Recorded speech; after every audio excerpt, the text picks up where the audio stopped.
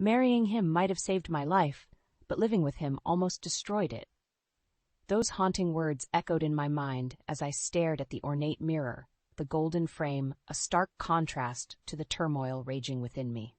It had all started with a chance encounter at a charity gala, where Alex Preston's charming smile and captivating presence had swept me off my feet. A whirlwind courtship followed, filled with lavish dates, heartfelt promises, and the assurance that he was the man of my dreams. Little did I know that underneath that polished exterior lurked a web of deceit so tangled that it would almost suffocate me. "Eliza, darling, are you ready?" Alex's voice drifted through the bedroom door, snapping me back to reality. "Just a minute," I called out, forcing a smile onto my face as I smoothed the silky fabric of my dress. As I stepped out, Alex's eyes raked over me appreciatively. "You look stunning, my love." He leaned in, planting a kiss on my cheek, his familiar cologne enveloping me. The ride to the Preston family estate was filled with idle chatter, but my mind wandered to the events that had brought me here. Barely 6 months ago, I had been a carefree, independent woman, content with my career and social circle. Then Alex swept in, spinning tales of undying love and a future filled with happiness. Little did I know that by accepting his proposal, I was stepping into a gilded cage. The estate loomed before us, its imposing architecture a testament to the family's wealth and prestige. As we entered, a figure emerged from the shadows, her sharp gaze immediately fixing on me. "Vivian, I'd like you to meet my wife, Eliza," Alex said, his voice tinged with pride. Vivian, Alex's older sister, offered a tight smile that didn't quite reach her eyes. "Welcome to the family, Eliza." In that moment, I sensed an undercurrent of tension, a subtle warning that all was not as it seemed within the walls of this grand estate. As the evening progressed, surrounded by Alex's closest friends and business associates, I found myself drowning in a sea of polite conversations and forced smiles. Vivian's calculating glances only added to my growing unease. It wasn't until later, when the guests had dispersed and Alex had retired for the night, that I allowed myself to confront the nagging doubts that had taken root. Seated in the dimly lit library, I couldn't shake the feeling that I had entered a world far more complex and dangerous than I could have ever imagined. The question was, would I have the strength to untangle myself from this web before it consumed me completely? The grand foyer of the Preston estate should have filled me with awe, but instead, a sense of unease crept over me as I stepped inside my new home. The opulent chandeliers cast a warm glow, yet the atmosphere felt chilly and unwelcoming. "Let me show you around," Alex said, his hand resting possessively on the small of my back as he guided me through the winding corridors. Each room was more extravagant than the last, from the sprawling living area adorned with priceless antiques to the state-of-the-art kitchen that could have belonged in a 5-star restaurant. It was a world of wealth and privilege I had never experienced before. "And this will be our bedroom," Alex announced, pushing open a set of double doors to reveal a lavish suite that could have easily accommodated a small palace. As I took in the plush furnishings and the breathtaking view from the floor-to-ceiling windows, a movement in the corner of my eye caught my attention. Vivian stood in the doorway, her arms crossed, her gaze piercing. "Impressive, isn't it?" she remarked, her tone laced with sarcasm. "I hope you'll be comfortable here, Eliza." Before I could respond, Alex stepped forward, his demeanor shifting from doting husband to protective brother. "Vivian, I thought we discussed this. Eliza is my wife now, and she deserves to be treated with respect." Vivian's eyes narrowed, and for a moment I could have sworn I saw a flicker of contempt cross her features. "Of course, dear brother, I wouldn't dream of making your precious wife feel unwelcome." With a curt nod, she turned on her heel and disappeared down the hallway, leaving an uncomfortable silence in her wake. "Don't mind her," Alex murmured, wrapping his arms around me from behind. "Vivian has always been a little difficult." His touch, once comforting, now felt suffocating, and I couldn't shake the feeling that there was far more to this sibling rivalry than met the eye. Over the next few weeks, I found myself walking on eggshells, constantly navigating the minefield of tensions that permeated the estate. Vivian's presence was like a dark cloud, casting a shadow over every interaction, her cutting remarks and icy glares leaving me feeling unsettled and unwelcome in my own home. "You shouldn't let her get to you," Alex would say, his reassuring words ringing hollow in the face of Vivian's open hostility. But it wasn't just Vivian's behavior that set my nerves on edge. There were subtle shifts in Alex's demeanor, too. The way he would dismiss my concerns with a wave of his hand, or the way his touch would linger a little too long, as if he were trying to assert his dominance. It was during one of these moments, as he gripped my arm a little too tightly while chastising me for some perceived misstep, that I caught a glimpse of something in his eyes, a flicker of cruelty that sent shivers down my spine. In that instant, I realized that the man I had married was not the charming, loving soul he had pretended to be. There was a darkness lurking beneath the surface, and I found myself questioning everything I thought I knew about him. As I lay awake that night, Alex's even breathing beside me, I couldn't shake the feeling that I had somehow become trapped in a gilded cage with no idea how to escape. The sound of raised voices echoed through the study, shattering the usual tranquility of the estate. Curiosity got the better of me as I crept closer, the muffled words becoming clearer. "Can't keep sweeping this under the rug, Alex. The shareholders are getting restless." It was Vivian's voice, sharp and accusatory. My heart raced as I pressed my ear against the door, straining to make out Alex's response. "I have it under control," he snapped, his tone laced with irritation. "The last thing we need is for word to get out about our creative accounting practices." Creative accounting practices? My mind whirled as the implications of those words sank in. Could Alex be involved in something illegal? Before I could ponder further, the sound of footsteps approaching sent me scurrying away from the door, my heart pounding in my chest. I busied myself with straightening the vase on the hallway table, trying to appear nonchalant as Vivian emerged from the study, her face flushed with anger. "Eliza," she said curtly, her gaze sweeping over me with undisguised disdain. "I didn't realize you were lurking about." "I wasn't," I stammered, my palms growing clammy. "I was just passing by." Vivian's eyes narrowed, and for a moment I thought she might call out my lie. But then her expression softened ever so slightly, and she leaned in closer. "You should be careful, Eliza," she murmured, her voice low and laced with warning. "There are things happening in this family that you know nothing about." Before I could respond, she had swept past me, leaving me reeling in her wake. What did she mean by that? Was she implying that Alex was involved in something illegal, something that could put our entire family at risk? The questions swirled in my mind, but I knew better than to confront Alex directly. Instead, I bided my time, keeping my eyes and ears open for any clue that might shed light on the shadows that seemed to be closing in around us. It wasn't long before I stumbled upon my first piece of evidence. Late one night, as Alex worked at his desk in the study, I slipped in under the guise of bringing him a nightcap. As I placed the glass on the desk, a folder caught my eye, a collection of financial statements and ledgers, their pages littered with suspicious-looking entries and crossed-out figures. My heart pounded as I glimpsed the words Shell Corporation and Offshore Accounts scrawled in the margins. I knew then that my suspicions were well-founded. Alex was involved in something far more sinister than I could have ever imagined. As the weeks passed, I became a silent observer, gathering what information I could while maintaining a careful facade of ignorance. Whispered conversations, coded emails, and furtive glances all added to the mounting pile of evidence that pointed to one inescapable truth. My husband was a liar and a cheat, and the very foundation of our marriage was built on deceit.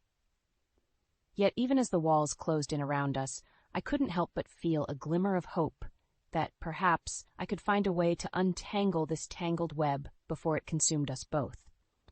The soft glow of the bedside lamp cast eerie shadows across the room as I pored over the documents scattered on the desk. My hands trembled as I flipped through the pages, each one revealing a new layer of Alex's deception. Financial statements riddled with discrepancies, emails detailing shady business dealings, and a trail of breadcrumbs leading straight to offshore accounts in the Cayman Islands. The evidence was damning, and yet a part of me still clung to the hope that there was some innocent explanation, some misunderstanding that could justify the chaos unfolding before my eyes.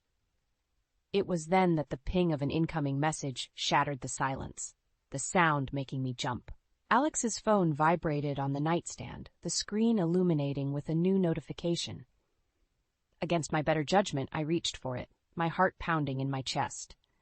The message was innocuous at first glance.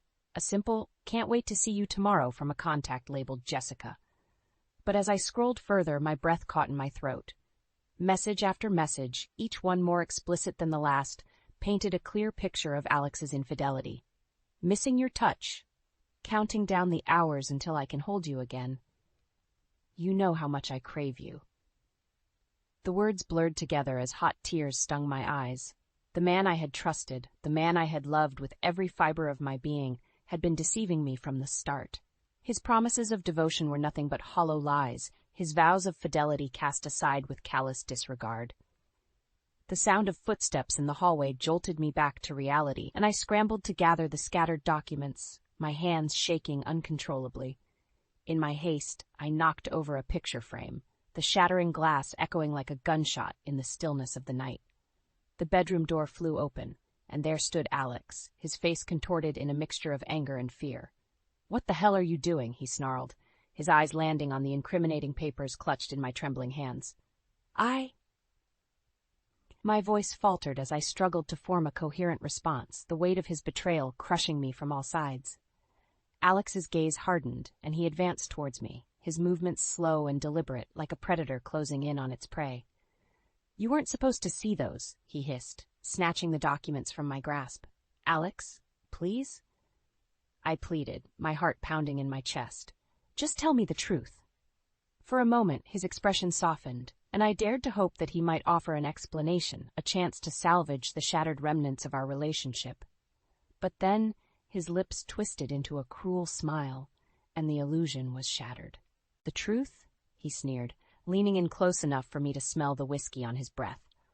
"The truth is, you're nothing but a means to an end, Eliza, a pretty little trophy wife to help me maintain appearances while I take care of business." His words cut deep, each one a razor-sharp blade slicing through the fragile threads that had bound us together. In that moment, I knew there was no turning back, no chance for reconciliation. The man I thought I knew was gone, replaced by a monster driven by greed and deceit. "If you breathe a word of this to anyone," Alex continued, his grip tightening around my wrist until I winced in pain, "I'll make sure you regret the day you ever crossed me."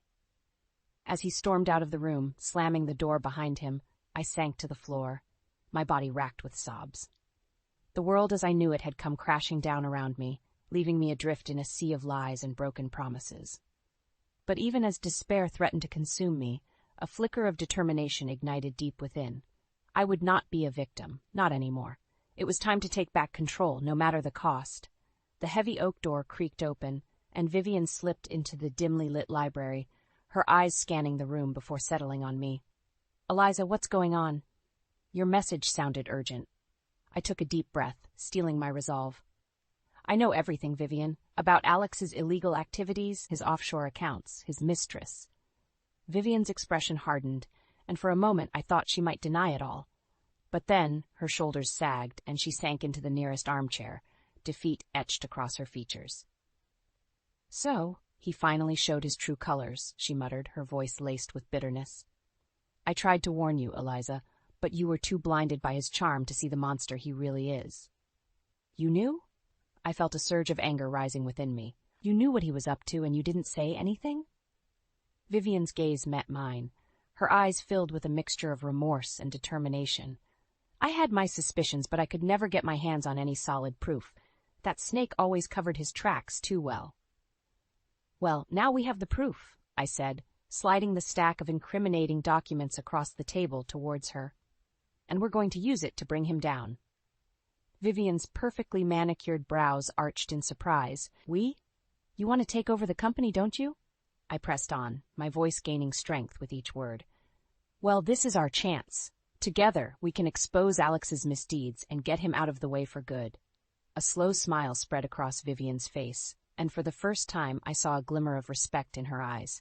"I have to admit, I underestimated you, Eliza. You've got more fire in you than I gave you credit for." She leaned forward, her gaze intense.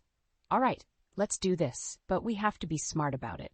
Alex is a snake, and he'll stop at nothing to protect his precious empire. Over the next few days, Vivian and I pored over the evidence, meticulously cataloging every shred of proof, every damning email and suspicious transaction. It was a delicate dance, carefully planning our next moves while maintaining a facade of normalcy around Alex. The tension in the house was palpable, with Alex constantly on edge, his eyes narrowed in suspicion whenever Vivian and I were in the same room. But we played our parts well, acting the dutiful wife and the supportive sister, all the while plotting his downfall. "Are you sure you're ready for this?" Vivian asked one night as we finalized our strategy.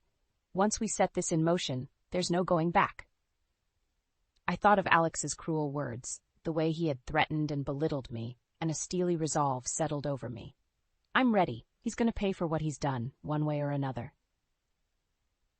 The day of the board meeting arrived, and Vivian and I took our seats at the long mahogany table, our game faces firmly in place. Alex strode in, his confidence barely masking the undercurrent of tension that rippled through the room. As he launched into his polished presentation, projecting financial figures and growth projections onto the screen behind him, I caught Vivian's eye. A slight nod was all it took, and we made our move. "Actually, Alex," Vivian's voice cut through the air like a knife, "I think we should take a closer look at those numbers." Alex faltered, his bravado slipping for just a moment as Vivian began pulling up document after document, laying bare the truth about his misdeeds. The room erupted into chaos, with board members demanding explanations and lawyers scrambling to take notes. Through it all, Alex maintained a veneer of composure, his eyes darting between Vivian and me with a mixture of fury and disbelief. But as the evidence mounted, as the weight of his lies threatened to crush him, the mask finally slipped. "You'll pay for this, Eliza," he snarled, his voice dripping with venom. "Mark my words, you'll regret the day you crossed me." But as I met his gaze, unflinching, I knew that the power had finally shifted. The tangled web of lies he had woven was unraveling before our very eyes, and there was no escape for the monster at its center. The boardroom descended into chaos as the full extent of Alex's deception was laid bare. Lawyers scribbled furiously, shareholders hurled accusations, and through it all, Alex stood frozen, his face contorted in a mask of fury. "How dare you?" he snarled, rounding on Vivian and me. "You have no idea what you've done." Vivian met his gaze, unflinching. "We know exactly what we've done, dear brother. We've exposed you for the liar and fraud that you are." A vein throbbed in Alex's temple as he struggled to maintain his composure. "This is all a misunderstanding," he insisted, his voice strained. "I can explain." "Save it, Alex," one of the board members snapped. "The evidence is overwhelming. Your underhanded dealings, the offshore accounts, the financial manipulations, it's all right here in black and white." Murmurs of agreement rippled through the room, and I could see the panic flickering in Alex's eyes as his carefully constructed facade crumbled around him. "You're making a grave mistake," he warned, his gaze shifting to me. "You'll regret this, Eliza." I squared my shoulders, refusing to be intimidated by his empty threats. "The only mistake was ever trusting you." As security guards moved in to escort him out, Alex lunged forward, his face twisted into an ugly snarl. "You'll pay for this, you little bitch!" Strong arms restrained him, but not before his fist connected with the side of my face, sending stars bursting across my vision. I stumbled backward, clutching my throbbing cheek, as Vivian rushed to my side. "Are you all right?" she asked, her voice laced with concern. I nodded, blinking back tears of pain and humiliation. "I'm fine. It's nothing compared to what he deserves." As Alex was dragged from the room, his curses and threats echoing down the hallway, a heavy silence settled over the boardroom. It was finally over. The tangled web of lies that had ensnared us all had been severed, and the monster at its center was exposed for the world to see. In the days and weeks that followed, the fallout from Alex's downfall rippled outward, like shockwaves from a seismic event. Lawsuits were filed, investigations launched, and the once mighty Preston empire teetered on the brink of collapse. Through it all, Vivian remained a steadfast ally, guiding the company through the turbulent waters with a deft hand. Together, we worked tirelessly to salvage what remained, to rebuild the tarnished reputation and restore the trust that Alex had so carelessly squandered. It wasn't easy. There were whispers and pointed stares, accusations and innuendo that threatened to drag us down into the mire of scandal. But we persevered, driven by a shared determination to rise from the ashes and forge a new path forward. As for Alex, his world crumbled around him in spectacular fashion. The once charming, larger-than-life figure was reduced to a mere shadow of his former self, his arrogance replaced by desperation as his allies deserted him one by one. I watched from afar as his lavish lifestyle unraveled, his expensive suits traded for prison jumpsuits, his palatial estate seized by the authorities. It was a fate he had brought upon himself, and yet a part of me still felt a twinge of sadness at the sight of his downfall. But that fleeting moment of pity was quickly overshadowed by a sense of triumph and relief. The nightmare was finally over. The tangled web that had ensnared me was no more, and I was free to reclaim the life that had been stolen from me. As I stood in the doorway of my new apartment, taking in the simple furnishings and the warm sunlight streaming through the windows, I felt a weight lift from my shoulders. This was a fresh start, a chance to leave the past behind and forge a new path on my own terms. The road ahead was uncertain, but for the first time in a long while I felt a glimmer of hope. I was no longer a victim, no longer a pawn in someone else's twisted game. I was a survivor, a warrior who had stared down the darkness and emerged victorious. And as I stepped out into the world, head held high, I knew that whatever challenges lay ahead, I would face them with the same unwavering resilience that had carried me through the storm. The headline screamed Alex's downfall, plastered across every newspaper and news channel in the country. Business mogul exposed as fraud, Preston empire crumbles amidst scandal, each headline more sensational than the last. As I flipped through the pages, my eyes scanning the sordid details of his misdeeds, a part of me still couldn't believe how swiftly everything had unraveled. Just weeks ago, Alex had been the picture of success, a titan of industry with the world at his feet. Now he was a disgraced pariah, his name synonymous with deceit and corruption. The real surprise, however, came in the form of the public's reaction. Instead of sympathy or outrage on his behalf, there was a pervasive sense of schadenfreude, a collective glee at witnessing the fall of a man who had lived so ostentatiously, so arrogantly. He had it coming, one commentator declared on a primetime news program. A man like that, with his penchant for excess and his blatant disregard for the rules, was bound to come crashing down eventually. As the days passed, the avalanche of negative publicity only intensified. Former business associates and allies distanced themselves, scrambling to salvage their own reputations. Even Alex's closest confidants turned on him, offering damning testimonies in exchange for leniency from the authorities. Through it all, Vivian remained a steadfast presence by my side, guiding the company through the turbulent waters with a deft hand. Together, we worked tirelessly to reshape the narrative, to restore the trust and credibility that had been shattered by Alex's actions. It wasn't an easy task. There were skeptics at every turn, those who doubted our ability to rise from the ashes of such a colossal scandal. But Vivian was relentless, her determination fueled by a burning desire to reclaim her family's legacy. This company was built on generations of hard work and integrity, she declared in a press conference, her steely gaze fixed on the cameras. We will not allow one man's greed and hubris to tarnish that. As the legal proceedings unfolded, Alex's once formidable empire crumbled around him. Assets were seized, bank accounts frozen, and his lavish lifestyle reduced to a mere memory. Gone were the designer suits and luxury cars, replaced by the drab uniforms and sterile confines of a prison cell. I caught glimpses of him during the highly publicized trial, his once confident demeanor replaced by a haunted, defeated expression. It was a far cry from the charming, charismatic figure who had once swept me off my feet, and I couldn't help but feel a twinge of pity amidst the overwhelming sense of vindication. But that fleeting moment of empathy was quickly overshadowed by the memories of his cruelty, the way he had manipulated and betrayed me without a shred of remorse. This was the fate he had chosen for himself, and he would have to live with the consequences. As the final gavel fell, sealing Alex's fate with a lengthy prison sentence, a palpable sense of relief washed over me. The nightmare was finally over, the tangled web of lies that had ensnared me severed for good. In the aftermath, Vivian stepped forward to assume the mantle of leadership, her steady hand guiding the company through the turbulent waters of rebranding and restructuring. Under her guidance, the once tarnished empire began to regain its footing, slowly but surely clawing its way back to respectability. As for me, I found solace in the simplicity of my new life.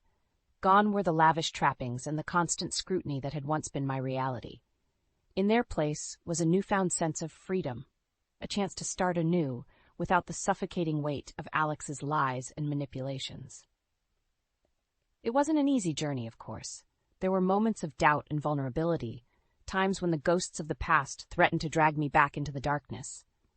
But each time, I drew strength from the knowledge that I had survived, that I had emerged from the fire stronger and more resilient than ever before. As the months passed, the wounds began to heal, and a newfound sense of clarity took root. I was no longer defined by the trauma of my past, no longer a victim of circumstances beyond my control. I was a survivor, a warrior who had stared down the abyss and emerged victorious. And as I stepped out into the world, head held high, I knew that whatever challenges lay ahead, I would face them with the same unwavering determination that had carried me through the storm. The sun filtered through the sheer curtains, bathing my new apartment in a warm, golden glow. It was a far cry from the opulent grandeur of the Preston estate, but as I sipped my morning coffee, I felt a sense of peace wash over me. This was my sanctuary, my safe haven from the chaos and turmoil of the past. Gone were the lavish trappings and the suffocating weight of expectation. In their place was a simple, uncluttered existence, a life of my own making, free from the tangled web of lies and manipulation that had once threatened to consume me. A soft knock at the door pulled me from my reverie, and I padded across the hardwood floor to answer it. Vivian stood on the other side, her signature power suit traded for a casual sundress, her face radiant with a genuine smile. "Good morning," she greeted me warmly, enveloping me in a sisterly embrace. "I thought I'd stop by and see how you're settling in." I ushered her inside, marveling at how far our relationship had come. Months ago, we had been adversaries, caught in the crosshairs of Alex's deceit. Now, we were allies, bound by a shared experience that had forged an unbreakable bond of trust and respect. "It's perfect," I assured her, gesturing around the cozy living room. "Simple, but perfect." Vivian nodded, her eyes sweeping over the space with a critical but approving gaze. "I'm glad. You deserve a fresh start, Eliza, a chance to rebuild your life on your own terms." We settled onto the plush sofa, and I couldn't help but notice the subtle changes in Vivian's demeanor. Gone was the sharp, calculating persona she had once worn like armor. In its place was a warmth and vulnerability that I had never seen before.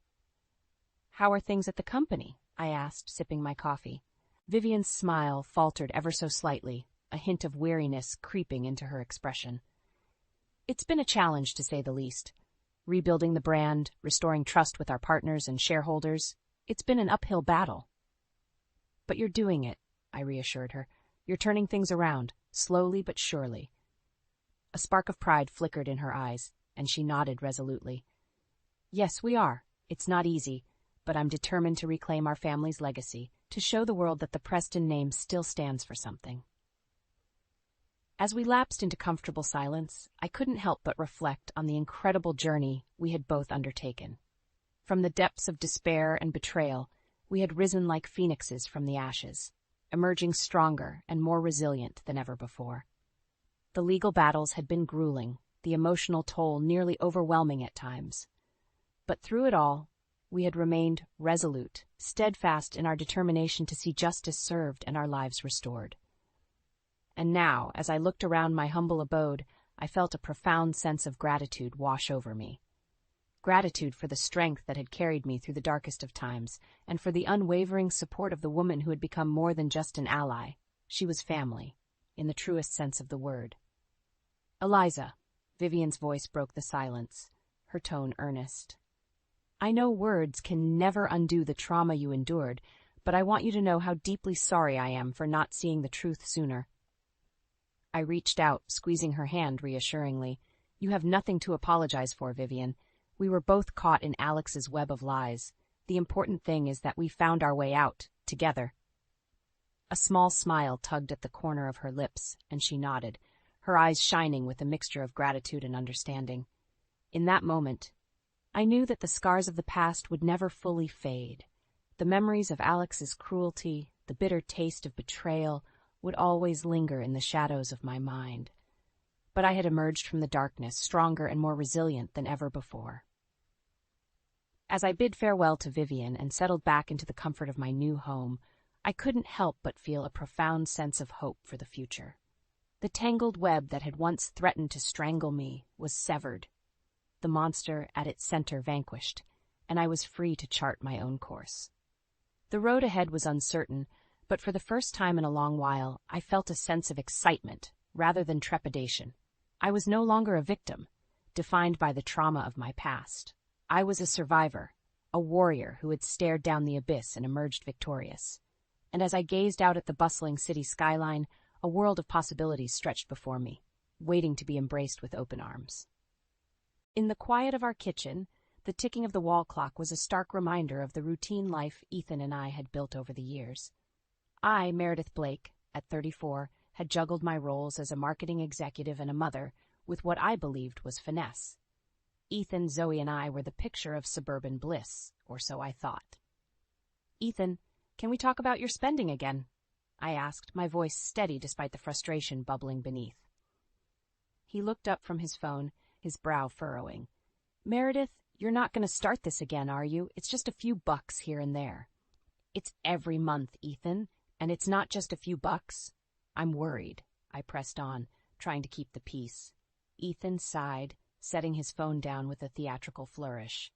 "Look, I get it. You're the one with the big job, the big paycheck, but can't a guy enjoy life a bit? It's not like we're struggling." I bit back a sharper retort, choosing my words carefully. "I'm not saying you shouldn't, but maybe focus on that promotion you mentioned. We could really plan for the future then." He chuckled, a sound that once charmed me but now felt hollow. "Always so serious, Meredith. Fine, I'll focus on the promotion. Happy?" I wasn't, but I let it slide. Again, our life continued in its usual rhythm until that fateful sunny morning. Ethan and Zoe, my heart and soul, were off for a day out, leaving me to my weekend workload. Waving them goodbye, I felt a twinge of guilt for not joining them, but pushed it aside. Work was my excuse, my shield. Then came the call that shattered everything. "Mrs. Blake?" An unfamiliar voice, somber and heavy, broke through the silence of my home office. "Yes, speaking. Is everything okay?" My heart raced, a premonition of dread settling in. "I'm afraid there's been an accident involving your husband and your daughter," the voice continued, and the world around me blurred. "What? How? Are they okay? Please tell me they're okay." Panic clawed at my throat, each breath a struggle. "Your husband sustained minor injuries. He's stable. But your daughter, she's in emergency surgery. It's serious." Emergency surgery. The words echoed in my mind, a relentless torment. I couldn't breathe, think, or move. Zoe, my vibrant, sweet Zoe, in surgery because of what? An accident? How? I stumbled through the motions informing my boss, driving to the hospital, a numb automaton driven by a single thought: Zoe. The hospital was a blur of white walls and hushed voices. I barely registered the words of the doctors, the sympathetic glances of the nurses. All I could focus on was the door to the operating room where my daughter fought for her life. And then my phone rang, a jarring melody in the silence of my despair. Glancing at the caller ID, I saw it was Ethan's parents' number. "Hello." My voice was a whisper, the effort to speak monumental. "Hey, Mom," chirped a voice, bright and unburdened. Zoe's voice. Confusion reigned. "Zoe? But how? You're supposed to be in surgery?" she finished, her laughter tinkling through the line. "Nope, I'm at Grandma and Grandpa's. Dad dropped me off this morning. Didn't he tell you?" The room spun. If Zoe was safe, then who was in that operating room? "Zoe, honey, I have to go. I'll call you back, okay?" "Okay, Mom. Love you." "Love you too," I whispered, the words heavy with a confusion and relief so profound it hurt. I turned back to the hospital, to the chaos of emotions waiting within. The mystery of the girl in the operating room loomed over me, a shadow threatening the very foundation of our lives. As I stepped back into the sterile light of the hospital, I knew one thing for certain: our lives would never be the same again. As I navigated the corridors back to the operating room, the pieces of this perplexing puzzle refused to align. The revelation that Zoe was safe, miles away from this sterile environment, offered a breath of relief smothered by a new, growing dread. Who, then, was the girl lying vulnerable on the operating table? I found Ethan in a private room, his injuries seemingly minor. The sight of him, so carefree amidst the chaos, ignited a fire within me I hadn't known existed. "Ethan," I began, my voice calm but cold, "if Zoe's with your parents, who was in the car with you?" Ethan's expression faltered, the carelessness giving way to panic. It was just a friend of Zoe's. We were giving her a lift." "A friend?" I echoed, skepticism lacing my words. "And her parents? Were they aware she was with us?" He avoided my gaze, his discomfort palpable. "Yes, of course. I called them. They know. The lies were too thin, too fragile. My heart raced, not just with anger, but with a sense of betrayal so deep it threatened to engulf me. "Ethan, I need the truth. Now," I demanded, stepping closer. He winced, the facade crumbling. Okay, it was Hannah, Zoe's classmate. Her mom and I, we've been..." The confession hung in the air, a tangible, suffocating fog. Ethan's affair, hidden beneath layers of deceit, now laid bare. But it was the casualty of this illicit connection that shook me to my core. "You risked our daughter's safety, our family, for an affair?" My voice was a whisper, a mix of disbelief and fury. Ethan's attempts at justification were drowned out by the roar of betrayal in my ears. I left him there, in his room of lies, the weight of his deceit pressing down on me. My next steps were mechanical, driven by a need for confirmation, for truth amidst the web of lies. The hospital staff directed me to Hannah's parents, where I was met with a scene of despair. Hannah's mother, a woman I recognized from school events but never truly knew, was a reflection of my own turmoil. "I'm Meredith, Zoe's mom," I introduced myself, the words tasting bitter. "Hannah, she's in surgery because of Ethan?" Her voice broke, a mirror to my heart. "Yes, I had no idea about any of this," I admitted, the shame of my ignorance a heavy cloak. The conversation that followed was a blur of apologies and assurances, but one thing was clear. Ethan's actions had consequences far beyond our family. The damage was done, irrevocably altering the lives of all involved. As I left the hospital that day, the clarity of my resolve crystallized with each step. Ethan's betrayal was not just a violation of our vows, but a danger to our daughter and others. This deception would not go unanswered. I needed to act, not just for my sake, but for Zoe, for Hannah, for every innocent life touched by Ethan's selfishness. The road ahead was uncertain, fraught with pain and legal battles, but one thing was sure. Ethan would face the consequences of his actions. The drive home was a journey of determination. With each mile, I shed the remnants of the woman who once believed in the facade of our perfect life. In her place emerged someone stronger, fueled by a righteous anger and a fierce protectiveness over her daughter. Ethan's deception had shattered our family, but from the ruins I vowed to rebuild, stronger and wiser. The truth was my weapon, and with it, I would ensure justice was served. The following days were a whirlwind of activity, each action deliberate, aimed at uncovering the full extent of Ethan's betrayal. I moved with a clarity of purpose, fueled by the betrayal that had upended our lives. I started by securing legal counsel, a sharp, no-nonsense lawyer named Diane who specialized in family law. She listened intently as I laid out everything, from Ethan's requests for money to the accident and his affair. "We'll need concrete evidence if you want to pursue this in court," Diane advised, her tone serious but not without empathy. "Bank statements, communications between Ethan and the other woman, anything that can substantiate your claims." Armed with Diane's advice, I turned my attention to gathering the necessary proof. I delved into our financial records, uncovering a pattern of withdrawals and expenses that now made sickening sense. Each transaction was a breadcrumb leading back to Ethan's deceit. But it was the discovery of Ethan's old phone, discarded in a drawer, that proved to be the linchpin. Powered on, it revealed a treasure trove of messages and photos that painted a vivid picture of his infidelity. With each piece of evidence collected, my resolve hardened. Ethan had not only endangered our daughter's well-being, but had shattered the trust and safety of our family unit. His actions demanded consequences. It was during this period of meticulous planning that Ethan, oblivious to the storm brewing, attempted to reach out. "Meredith, we need to talk about Zoe. And us," he pleaded over the phone, his voice laced with a desperation that once might have moved me. Us? There is no us, Ethan. Not anymore, I replied, my voice steady, devoid of the warmth he was accustomed to. But Meredith, You what, Ethan? You're sorry? I cut him off, my patience for his excuses long gone. Save it. I'm speaking to you through my lawyer from now on. The line went dead, a symbolic end to any remnants of our relationship. My next steps were clear, each action calculated to protect Zoe and ensure Ethan faced the full repercussions of his actions. I met with Diane again, armed with the evidence and a steely determination. We file for divorce, I stated, no trace of doubt in my voice, and I want full custody of Zoe. He's proven he can't be trusted with her safety. Diane nodded, her expression resolute. I'll prepare the papers. We'll also go after him for child support and alimony. With this evidence, we have a strong case.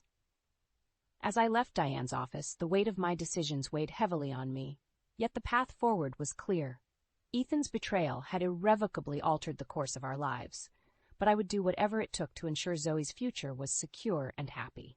The battle lines were drawn, and while the road ahead promised to be fraught with challenges, I was ready. Ready to confront Ethan, to protect Zoe, and to reclaim our lives from the ruins of his deceit. The legal proceedings began with a precision that mirrored my newfound resolve. Diane filed the divorce papers, and we prepared for the initial court hearing. The evidence we gathered was damning, a silent testament to Ethan's betrayal and negligence. As the court date approached, Ethan attempted reconciliation, his messages oscillating between apologies and accusations. But I had shut the door on that chapter of our life, my focus solely on securing Zoe's future. On the day of the hearing, the courthouse loomed large, a symbol of the justice I sought. Ethan was already there, looking diminished, a far cry from the confident man I once knew. Meredith, please, can we not do this here? He pleaded, his voice barely above a whisper as we waited outside the courtroom. Do what, Ethan? Face the consequences of your actions, I replied, my gaze steady on him. This is exactly where we need to be. He shook his head, the facade of contrition slipping as he hissed, You're blowing this out of proportion. It was just a mistake. A mistake? The words were sharp, laced with disbelief. You endangered our daughter, Ethan. You destroyed our family for an affair. This is the consequence of your actions, not an overreaction. Before he could respond, Diane appeared, her presence a calming force. It's time, she said, ushering me away from Ethan and towards the courtroom. Inside, the proceedings were a blur, the judge's voice a distant echo as the reality of the situation settled over me. Diane was relentless, presenting the evidence of Ethan's affair and financial irresponsibility with clinical precision. Ethan's lawyer attempted to mitigate the damage, arguing for leniency and shared custody.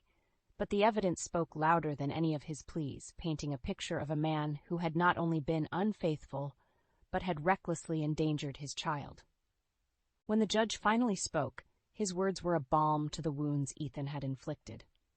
Given the evidence presented, I am granting Miss Blake full custody of Zoe. Mr. Blake will have supervised visitation rights until further notice. As for financial support, given the circumstances and Mr. Blake's actions, he will provide child support and alimony. The gavel's finality marked the end of one chapter and the beginning of a new, uncertain path. Ethan's face, pale and defeated, was the last I saw before turning away, Diane's reassuring presence guiding me out of the courtroom. Outside, the air felt different, lighter, as if the weight of the past months had been lifted, if only slightly. The battle was far from over, but for the first time in what felt like an eternity, there was a glimmer of hope. Ethan's voice broke through the haze of my thoughts. Meredith, wait, please. I stopped, turning to face him, the man I no longer recognized. There's nothing left to say, Ethan. You have your consequences to face, and I have our daughter to protect. With that, I walked away, the echo of my steps a testament to the strength I had found in the face of betrayal. Ethan's attempts at reconciliation were left unanswered, a chapter firmly closed as I focused on building a future for Zoe and me, free from the shadows of his deceit. In the weeks following the court's decision, the reality of our new lives began to take shape. Ethan's fall from grace was rapid, his actions laid bare for all to see. The community, once a shared space of friendships and gatherings, became a battleground of whispers and judgment aimed at Ethan. I focused on Zoe, ensuring she felt as little of the fallout as possible. But children are perceptive, and she sensed the change, her bright demeanor shadowed by the events unfolding around her. It was during one of our afternoon walks, a time we had designated for open conversations, that Zoe's resilience shone through, her words cutting to the heart of the matter. "Mom, why is Dad not around anymore?" she asked, her innocent eyes searching mine for answers. I knelt down, taking her hands in mine, the weight of the conversation pressing down. "Honey, your dad made some choices that weren't good for us. Right now, it's important we focus on being safe and happy together." Zoe nodded, a maturity beyond her years settling over her features. "Is Dad sad?" "Yes, sweetie, he is. But it's important he understands his actions have consequences," I explained, hoping to instill in her a sense of right and wrong, shaped not by bitterness but by understanding. Zoe hugged me, her small arms a testament to the strength we had found together. "I love you, Mom. We're okay, just us two." "I love you too, Zoe." "Yes, we are," I affirmed, my heart swelling with love and determination for my daughter's future. As we continued our walk, I thought about Ethan's attempts to contact us. Each call, each message, was a plea for understanding, a plea I could not afford to heed. His actions had set this course, and the consequences were his to bear. It wasn't long before the financial repercussions of Ethan's choices became apparent. His job, once a source of pride, became untenable amidst the scandal. Child support and alimony payments began to strain his resources, a constant reminder of the responsibilities he had tried to escape. One day as I opened the mail, I found a letter from Ethan, different from the others. It was an apology, not just to me but to Zoe, an acknowledgement of the pain he had caused. I read it, the words blurring as emotions conflicted within me. It was the first step, perhaps, towards genuine remorse. But the path to forgiveness, if it was to be found, would be long and fraught with the memories of his betrayal. The doorbell rang, pulling me from my thoughts. It was Diane, documents in hand, a look of resolve on her face. "Meredith, we've got a bit more to sort through. Ethan's falling behind on the payments. It's time to enforce the court's decision," she stated, her voice firm. I nodded, the reality of our situation settling in. "Let's do what we need to, Diane. For Zoe." As Diane outlined the next steps, I realized this was but another chapter in the long road ahead. Ethan's downfall, brought on by his own actions, was a cautionary tale, one I hoped Zoe would learn from, but never have to experience firsthand. Our journey was far from over, but with each step I felt the resilience and love between Zoe and me growing stronger, a beacon guiding us through the aftermath of Ethan's choices. In the aftermath of our legal victories, life began to settle into a new rhythm, one where the absence of Ethan's presence became the norm rather than the exception. Zoe adapted with a resilience that amazed me, her laughter returning to fill the spaces of our home that had once been shadowed by conflict. It was during one of our weekend retreats, a small cabin by the lake where we'd found solace in the simplicity of nature, that Zoe broached the subject of her father once more. "Mom, do you think Dad is okay?" she asked one evening, the sunset casting golden hues across the water. I paused, considering her question. "I think your dad has a lot of things to figure out, Zoe, but we've got each other, and that's what matters." Zoe nodded, a wisdom in her acceptance. "I just wish he understood how much he hurt us," she said softly. Her words echoed my own sentiments, a reflection of the journey we'd embarked upon. "Me too, sweetheart, but we're moving forward, and that's what counts." Our conversation was interrupted by the sound of my phone ringing, a call from Diane that I had been anticipating. I stepped away, answering with a quiet hello. "Meredith, it's Diane. I have news. Ethan's been held accountable for the missed payments. The court's enforced a lien on his assets. It's a significant step towards ensuring Zoe's future is secure," she informed me, her voice steady and reassuring. A wave of relief washed over me, tempered by the knowledge of what this meant for Ethan. "Thank you, Diane. This is good news. For Zoe," I replied, my thoughts on my daughter, who watched me from a distance. Returning to Zoe, I shared the news in terms we had come to understand, a language of moving forward and healing. "Zoe, we're going to be okay. We've got a bit more security now, thanks to the court's decision." Zoe smiled, her understanding clear. "I know, Mom. I'm glad, but I'm okay as long as I have you." The weekend passed in a blend of conversations and quiet moments, each reinforcing the bond between us, a testament to the strength we'd found in the face of adversity. Back home, the reality of our situation continued to unfold, but with each passing day, the shadows of Ethan's choices grew fainter, replaced by the light of our resilience and determination to build a life defined not by what we had lost, but by what we had gained. Zoe's progress at school, my advancements at work, and the support of friends and family painted a picture of a future bright with possibility. Ethan, for all the turmoil he had caused, became a footnote in our story, a reminder of the challenges we had overcome. As I tucked Zoe into bed one night, her words filled me with a sense of hope and purpose. "Mom, we're like a team, right? Against the world?" I smiled, kissing her forehead. "Yes, Zoe, against the world and winning." Our journey was a testament to the power of love and resilience, a narrative shaped not by the betrayal we had endured, but by the strength we had discovered within ourselves. Ethan's downfall was his own making, a path chosen through deceit and disregard. But for Zoe and me, the path we walked was one of healing, of justice, and ultimately of triumph.